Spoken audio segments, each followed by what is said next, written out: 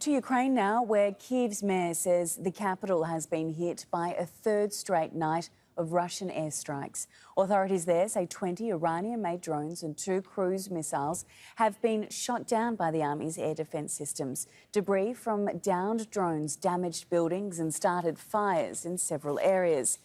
Rob McBride is covering developments for us in the capital. Hello there, Rob. What more can you tell us about these strikes overnight?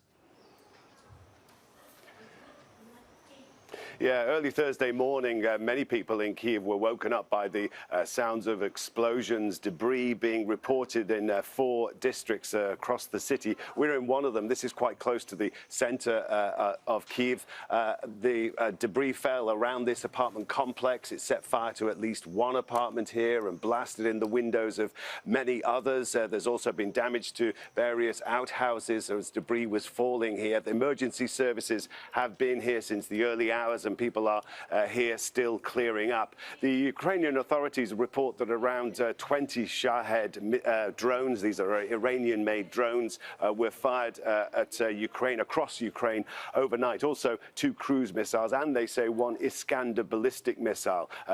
They were fired and were intercepted, but there has been damage from falling debris. 2 people were injured in this complex, and a couple of others were injured elsewhere in Kyiv. And this is the 3rd night that Kyiv has been woken up by these drone attacks that do seem to be timed to coincide with the NATO summit that's just wrapped up.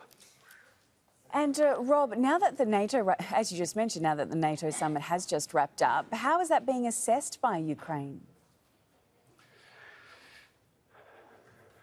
Yeah, I mean, Vladimir Zelensky, if he is disappointed that he didn't get the guarantee or the invitation to join NATO straight away, he certainly didn't show it. He was very upbeat in his message. He's delivered his usual nightly address. Interestingly, the nightly address wasn't actually issued until the early hours of Thursday morning, and it appeared that he was delivering his nightly address from a train carriage, so this could well be him returning to Ukraine overnight. He said that for the first time since Ukraine's independence, they have been given the kind of firm security foundations that they haven't had before. Also, that welcoming the G7 support that has been given, these security guarantees. And then when it comes to NATO membership, saying that finally any ambiguity about whether or not Ukraine will be a member of NATO has been removed, finishing on the very upbeat note that yes, one day we will be members of NATO.